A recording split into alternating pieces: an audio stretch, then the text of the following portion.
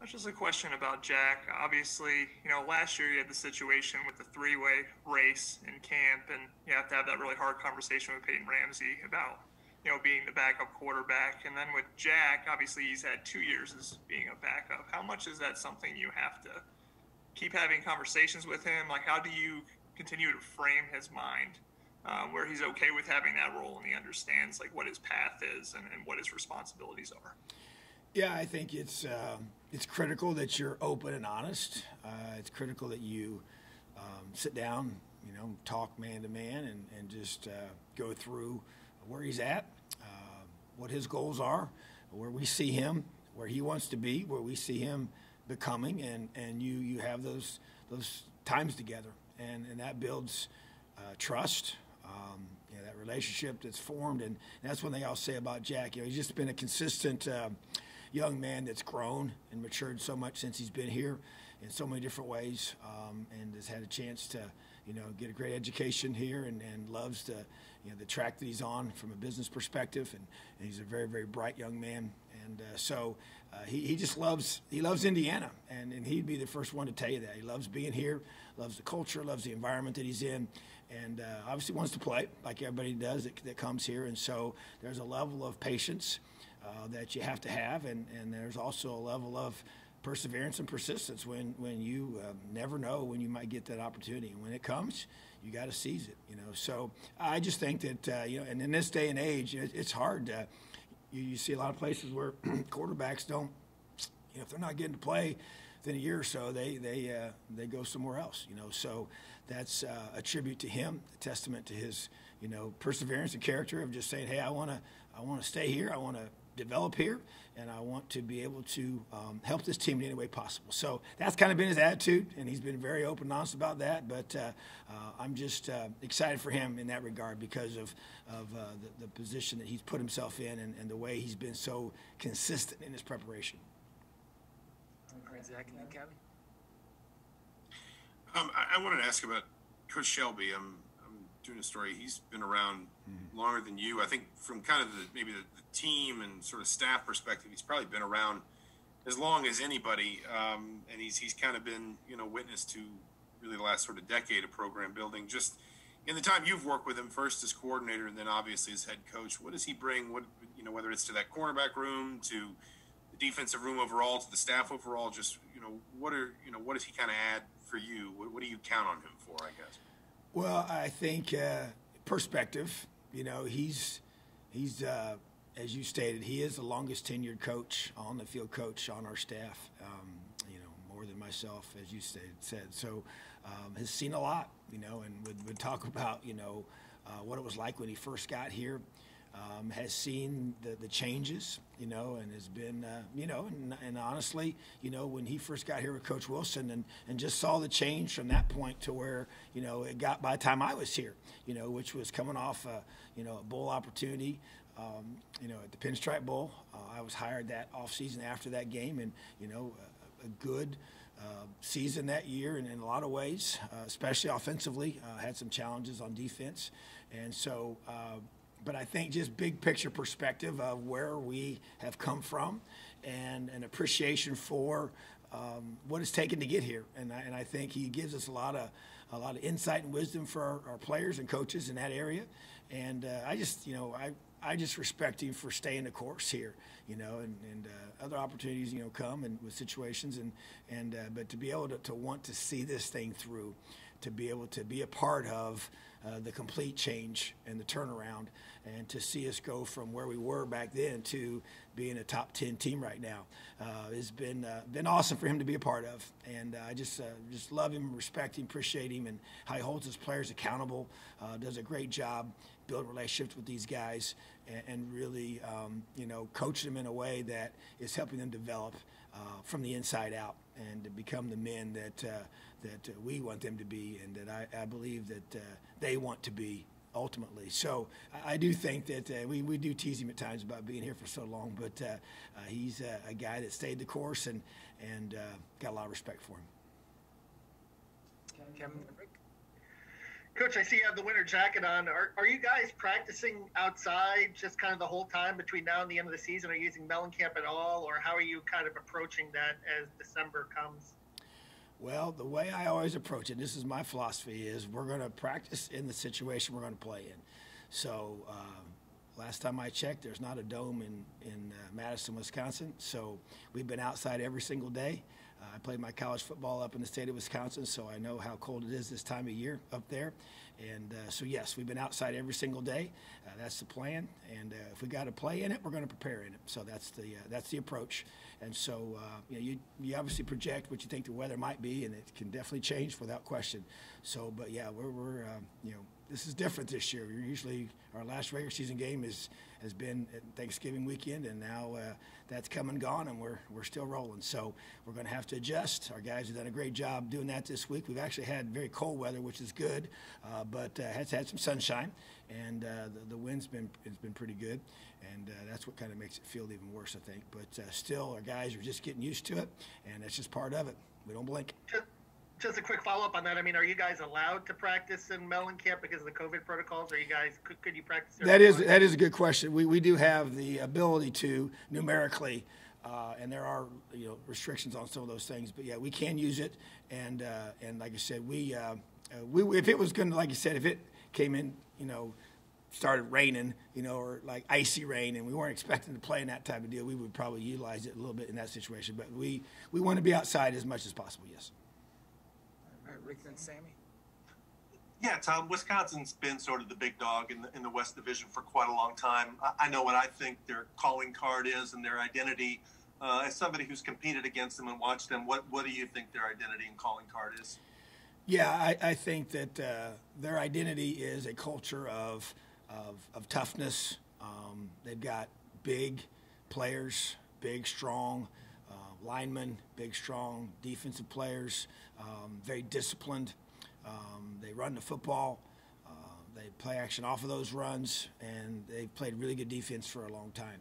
So special teams-wise, they're just always in the right position, just very disciplined. So I think that the identity is toughness. It's the running the football mindset. They've been fullbacks and tight ends, and you don't see as much of that style anymore.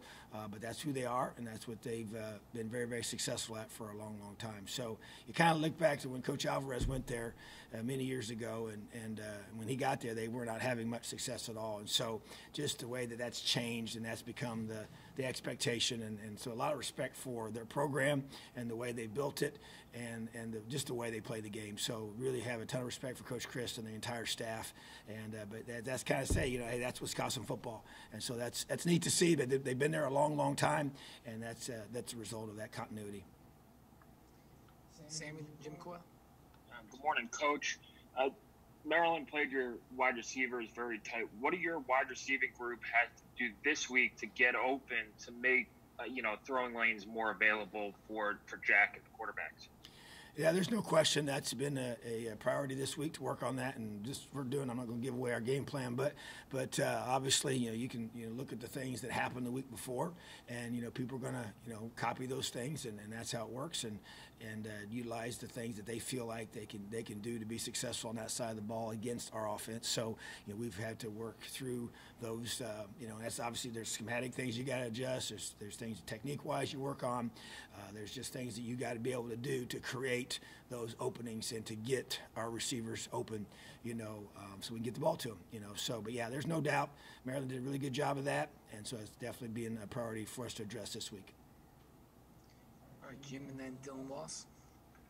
Coach, when you have a major change middle of the season like a quarterback like you have, and I know the team has confidence in Jack, but when that happens, there is still a mental change that takes place because your momentum is going on. What have you done and what can you do to make sure that continues on the mental side for your team?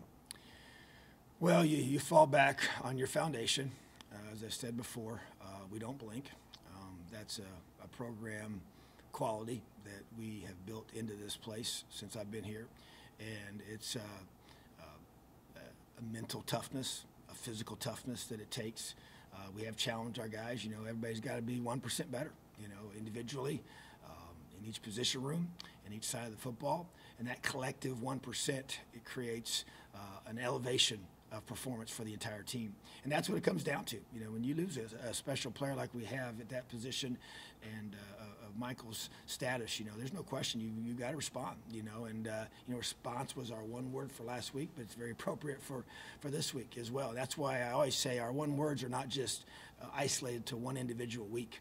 Those one words become woven into our entire program. And even whether it's the one word for the whole season or the one word for a certain game.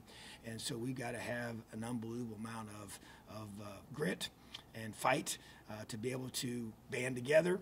And I think that sometimes when you have a situation like this occur, it does have a very important, you know, impact on the team from the perspective of forcing other guys to be able to, you know, elevate their attention to the details of their preparation and how they're going to perform on game day. So that's what's got to happen. You know, you just don't lose a guy of that, you know, of his quality and his ability to make plays and just say, okay, hey, it's business as usual. So you got to be able to go through, make those adjustments. But there's a ton of confidence in Jack on this football team. And it is. We're a football team. And that, to me, is the key. And Jax now has the role of being our starting quarterback, and now Dexter has the role of being the next man going in. And so he has to be able to elevate his performance and his preparation to create that type of performance that we all want. So, to me, it's a collective group effort of us banding together and being 11 strong, which we talk about all the time in our program. And to me, it needs to be very, very evident on Saturday, you know, in Madison, that this football team is moving forward and able to adapt to whatever change comes our way. All right, Dylan, and then we'll wrap up with John Blau. Hey, Coach. I feel like, you know, a lot of times when I see kind of post-game videos posted about after the games, and I see a lot of the defensive huddles, and it seems like Cam Jones is always one of the guys that's kind of talking to him and rallying him up for whatever. And you know, I know kind of Mike is sort of the leader of that linebacking group, but what have you seen from Cam Jones this season in terms of just his leadership? Yeah, that's a good observation on your part, because I would say that Cam is the more verbal leader of the two. They both were voted as captains for our team, and but Mike is pretty quiet. You know, he plays with fanatical effort, is just a relentless football player on the field, and in how he prepares and how he leads, you know, during the week, during practice. But as far as getting the groups together and addressing them and talking to them, Cam Jones is probably our most vocal one on the entire team in that regard. So, and I think if you talk to our strength staff, you know, they would, which we do a lot. We talk to them a lot about the leadership that they see and the way guys handle themselves in the weight room, you know, with the team in that element. And his name is always at the top of that, because he does have the confidence to speak, and that's you know, that can be a hard thing, you know, to be able to get in front of your peers and to say, whether it's encouraging words, motivational words, or, you know, getting on them, you know, and challenge them and hold them accountable for something that they're not doing right, you know. So, but he's earned that right, and you earn that by being an extremely hard worker, being a guy that has, you know, a work ethic that's second to none, and that is, you know, followed up with practicing hard, studying hard, doing all those things right, and then, you know, your personality kind of takes over. And he is one that is more, you know, comfortable speaking in front of the group, and has really embraced that as one of his roles as well. So, yeah, he's definitely one of our leaders of this team, and he's one of the big reasons why our defense is playing the way they are. All right, John, last one. Wondering if you can give an update at all on Samson James, if he's back with you guys and practicing, and then also Caleb Jones and Lance Bryant have been out for a couple weeks. Is there any hope that they might be available this week? Yeah, so they're Lance and Caleb are progressing, so we'll announce that decision on game day for those two guys. But you know, Samson's situation is a little bit different, and so, but it's some personal things he's working through right now and with his family. So we're just supporting him as much as we possibly can, but he is back with us, and expect everything with that to move forward. All right, thanks, Tom. Awesome. Have a great day. Elliot.